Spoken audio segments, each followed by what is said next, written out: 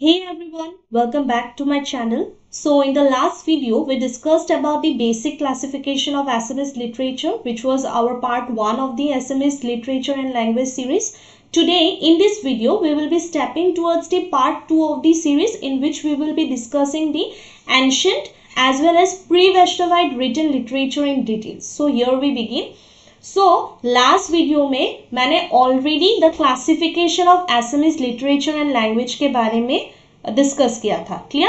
So written literature में we have studied about different eras, that is ancient era, pre-Vaishnavite era, Vaishnavite era, फिर modern Assamese literature. So अलग अलग हम लोग ने क्लासिफिकेशन में रिटन लिटरेचर का क्लासिफिकेशन में एरास के बारे में पढ़ा था, क्लियर?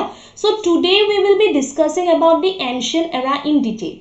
और एंशिएंट एरा में सबसे इंपॉर्टेंट जो हम लोग को we should know for any competitive exam, that is Charyapadas, clear? So what are the Charyapadas? Charyapadas are the oldest available specimen of Assamese literature. Now what is specimen? Specimen मतलब sample of something. तो Assamese literature का सबसे oldest वाला available जो sample है वो है Charyapadas, clear?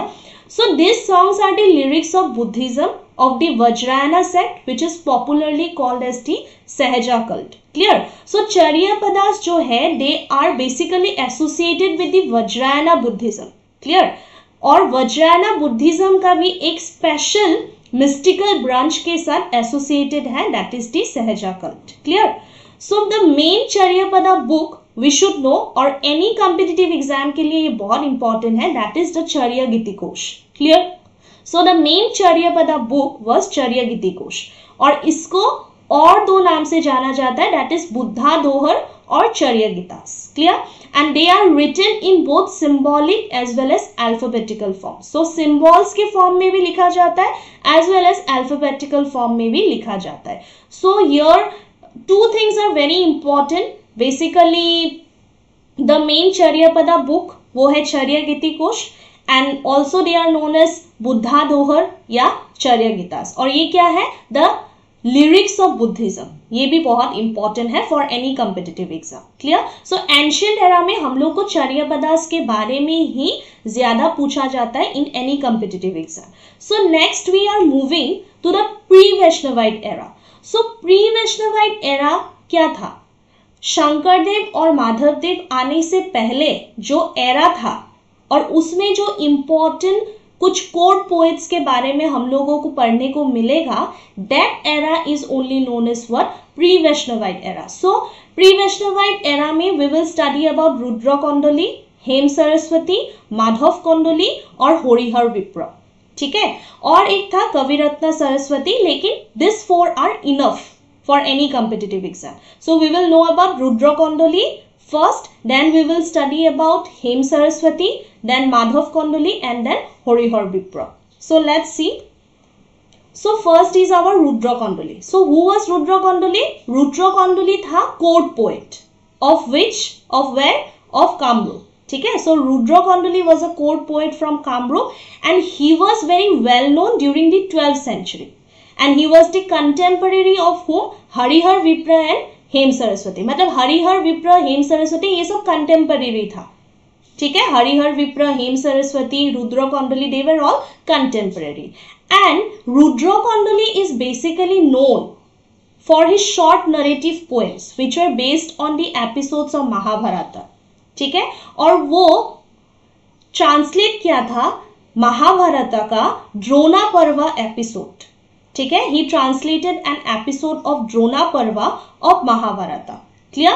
और वो किसके पैट्रोनेज के अंदर था? मतलब किसका कोर्ट पोएट था? वो ताम्रध्वज का. और ताम्रध्वज कौन था? He was the king of the Kamata kingdom, clear? And Tamradhwaj was the successor of Dharmanarayan. Dharmanarayan का सक्सेसर कौन था? ताम्रध्वज था, ठीक है? Of Kamata kingdom, clear? So Rudra Kandali में we should know that he was the contemporary of Harihara Vipra and Hema Saraswati.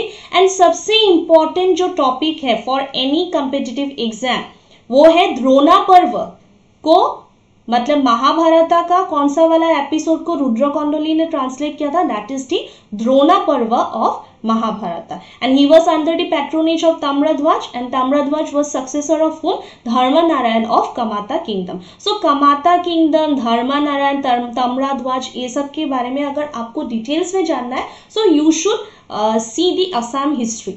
ठीक है, आपको थोड़ा आसाम हिस्ट्री के बारे में जानना पड़ेगा, तब आप लोग को पता चल जाएगा. ठीक है, सो रुद्र कंडली हो गया.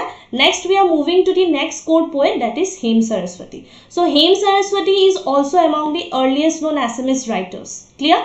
एंड वो अपना सबसे फेमस पोएम के लिए जाना जाता है, दैट इज प्रहलादा चरिता, और उसका अर्लीस्ट नोन पोएटिक वर्क है in Assamese language. Clear. So Prahlada Charita is the earliest known poetic work in Assamese language. Clear. And उसके साथ साथ उसने और कंपोज किया था, दैट इज हरगौरी संवाद. ठीक है, so two things are very important, एक है Prahlad Charita and the other is Hargauri Samvad. ठीक है, ओके. तो वो किसका कोर्ट पोएट था, मतलब किसके पैट्रोनेज के अंदर था? He was the court poet under the patronage of Kamatapur king Durlabh Narayan of Kamatapur kingdom. So Kamatapur kingdom का जो कमातापुर का किंग था दुर्लभ नारायण, उसके पैट्रोनेज के अंदर ही हेम सरस्वती था. और हेम सरस्वती के साथ साथ उसका जो कंटेम्पररी है हरिहर विप्र, हरिहर विप्र भी किसके, जो हम लोग नेक्स्ट स्लाइड में पढ़ेगा. सो हरिहर विप्र भी कमातापुर का किंग दुर्लभ नारायण के पैट्रोनेज के अंदर ही था. ठीक है, so both were under the patronage of Kamatapur king Durlabh Narayan. Clear. Hem Saraswati and Harihar Vipra दोनों ही किसके पैट्रोनेज के अंदर था? कमातापुर किंग दुर्लभ नारायण के पैट्रोनेज के अंदर था. क्लियर. एंड हेम सरस्वती के लिए सबसे इंपॉर्टेंट चीज you should know, that is Prahlad Charita उसने कंपोज किया था, and it is the earliest known poetic work in Assamese language, and the other is Hargauri Samvad. Clear. So next court poet we should know, that is Madhav Kandali. Clear. So Madhav Kandali को कवि राजा भी बोला जाता है. Clear. Was an Indian poet from the state of Assam, and he is one of the renowned, now what is renowned? Famous poets. Clear. Pertaining to the pre Shankar era. तो हम लोग pre Vaishnavite era पढ़ रहे हैं, that is pre Shankar era, Sankardev आने से पहले वाला पीरियड पढ़ रहे हैं. तो सबसे रिनाउंड वाला जो पोएट था वो था माधव कंडली ही. क्लियर. और उसका his Saptakanda Ramayana is considered the earliest translation of the Ramayana into an Indo-Aryan language Assamese. Clear? Saptakanda Ramayana को उन्होंने सबसे अर्लीस्ट ट्रांसलेशन किया था, वो भी कौन सा वाला लैंग्वेज में? एसएमएस लैंग्वेज में. And he was the first. ठीक है, वो नॉर्थ इंडिया का फर्स्ट था to translate Ramayana into regional language. Clear. और वो किसके पैट्रोन के अंदर था? बराहा किंग महामाणिक्य. ठीक है, again you should know Assam history to know the name of the kings. Clear. So Madhav Kandali was also under the patron of the Baraha king Mahamanikya, और जिसका किंगडम कहाँ लोकेटेड था? Kapili valley. Clear. Baraha king महामाणिक्य के पैट्रोनेज के अंदर माधव कंडली था, और उसका किंगडम लोकेटेड था कपिली वैली में. Clear. And he is credited with the task of translating Valmiki's Ramayana into the Assamese language. तो वाल्मीकि का रामायणा को उन्होंने ट्रांसलेट किया था into Assamese language. Now here comes one important point we should know, that is Shankardev designated him as Purva Kobi Opramodi. ठीक है, शंकरदेव ने title लिया था, Sankardev comes in the Vaishnavite era. ठीक है, तो शंकरदेव ने माधव कंडली को डेजिग्नेट किया था एज व्हाट? पूर्व कोबी ऑप्रोमदी. अभी पूर्व कोबी ऑप्रोमदी का मीनिंग भी वी शुड नो. इसका मतलब क्या है? Peerless bard of the eastern reason.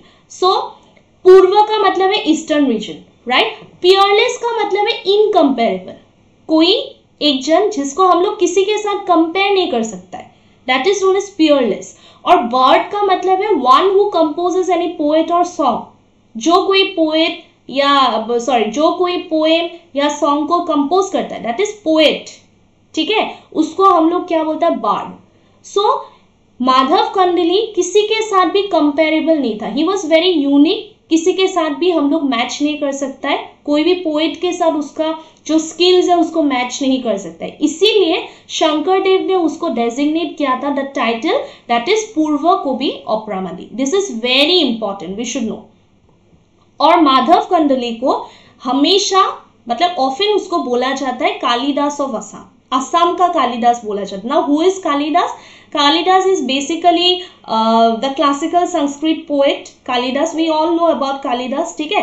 तो असम का कालिदास किसको बोला जाता है? माधव कौंडुली को। Clear? Okay, so our next court poet is Harihar Vipra. थोड़ा देर पहले ही मैंने डिस्कस किया था, Harihar Vipra was also under the patronage of Kamatapur king, that is Durlabh Narayan, ठीक है। और किसके बारे में पढ़ा था दुर्लभ नारायण के पैट्रोनेज में? और कौन था? That was Hema Saraswati. I already said here कि हेम सरस्वती और हरिहर विप्र दोनों ही किसके पैट्रोनेज के अंदर था? That was कमातापुर king Durlabh Narayan के अंदर का पैट्रोनेज में था। Clear? In that same way Harihar विप्र के बारे में अगर पढ़ा जाए तो क्या पढ़ेगा? Is amongst the earliest known Assamese writer. Clear? He was also patronised by Kamatapur king, that is Durlabh Narayan. और उसका कंपोजिशंस के बारे में एग्जाम में बहुत पूछा जाता है, सो यू शुड नो। एक है बाब्रू बाहनर युद्ध, लावाकुशर युद्ध और ताम्रध्वजर युद्ध। सो ये सब कुछ युद्ध है जिसके बारे में उसने कंपोज किया था, which we should no.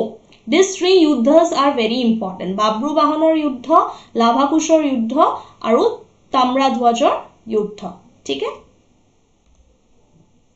Okay, सो जो इंपॉर्टेंट चार court poets we should know in the pre शंकन एरा, उसके बारे में तो हम लोग ने पढ़ लिया। लेकिन और एक इंपॉर्टेंट चीज we should know that in the pre शंकन एरा एक बहुत फेमस रिनाउंड मैथमेटिशियन था जिसका नाम था बकुल कायस्थ, ठीक है। बकुल कायस्थ था and he was from the Kamarupa kingdom only. He compiled Kitabat Manjari. इसके बारे में क्वेश्चन पूछा जाता है कि बकुल कायस्थ या प्री शंकन एरा का रिनाउंड मैथमेटिशियन कौन था? बकुल कायस्थ था। और उन्होंने क्या कंपोज किया था? That is Kitabat Manjari in the year 1434 AD। 1434 AD का मतलब है 15th सेंचुरी में उसने कंपोज किया था। क्लियर? और ये क्या है? पोएटिकल ट्रीटीज है। क्लियर? कौन सा सब्जेक्ट्स के ऊपर है? एरिथमेटिक, सर्विंग और बुक कीपिंग के ऊपर है। Clear? So we should be very particular with this renowned mathematician also. Clear? So thank you for watching this video.